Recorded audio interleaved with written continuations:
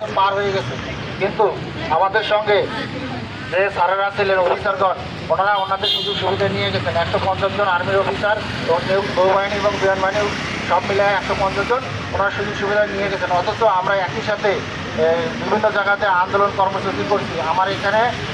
আমার আজকের মূল চাওয়া হচ্ছে যে মাননীয় প্রধানমন্ত্রীর হস্তক্ষেপ চাওয়া প্রতিরক্ষা সচিবের মাধ্যমে। তাছাড়া আমরা এখান থেকে যাব না। এবং আমাদেরকে যে আশঙ্কিত করছে, আমরা তো কেউ অপরাধী না। এখানে ছোটোখাটো ফেসবুক, ইউটিউব, বিভিন্ন টিকটক কারণে সৈনিকদের চাকরিচ্যুত করা হয়েছে, কিন্তু এইগুলো অপরাধের কারণে ক্যান্টনমেন্টের ভিতরে প্রত্যেকটা সৈনিককে রাখা যেত।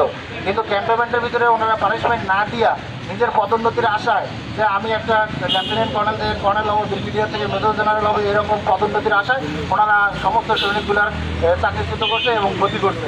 এবং এই ক্ষতির দায়ভার তারা পদোন্নতির আশায় এবং র্যাঙ্কের আশায় করছে। এই দায়ভার তাদেরকেই নিতে হবে এবং সরকারকেই নিতে হবে।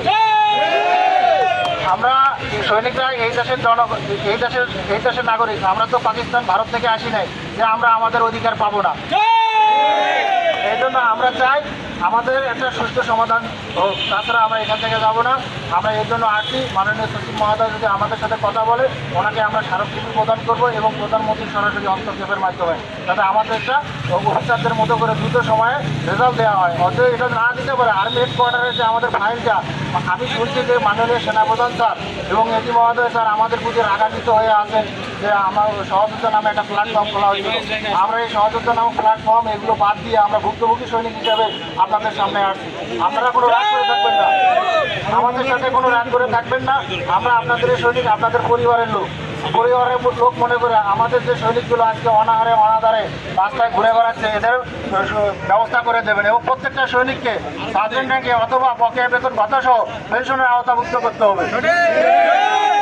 বীর অপরাধ যে সৈনিকগুলো আছে, এনসিও কর্পোরাল, ন্যাস কর্পোরাল, তাদেরকে সম্পূর্ণ পুনর্বহাল করতে হবে।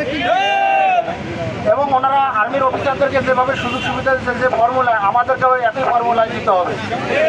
সেনা সদরে একটা বোর্ড গঠন করা আছে, যে বোর্ডটা হচ্ছে মনন্তর গতিতে চলে। এই বোর্ডের কার্যক্রম 6 মাসে একবার হয়। এখন ওনারা বলে যে আমরা দ্রুত গতিতে করতেছি, কিন্তু সেখানে দেখা যাচ্ছে যে অফিসারেরা ওনাদের ক্লাসের যারা ভাই বন্ধু আছে, ক্লোজ লোক আছে, তাদের ভাইগুলো আগে থেকে দিয়ে পার করে নিয়ে যাচ্ছে। অথচ ভুক্তভোগী সৈনিক যারা আছে তারা তাদের কোনো সুযোগ সুবিধা পাচ্ছে না। যারা রাস্তায় আন্দোলন করছে এবং 24শে গণঅভ্যুত্থানে অংশগ্রহণ করছে, তাদেরকে কোনো সুযোগ সুবিধা দেওয়া হচ্ছে না। আমি আর কথা বলবো না, ভালো থাকবেন। আমরা এখন ভিতরে কথা বলতে যাবো মাননীয় প্রতিরক্ষা সচিবের সঙ্গে, তারপরে এসে আমরা কথা বলবো।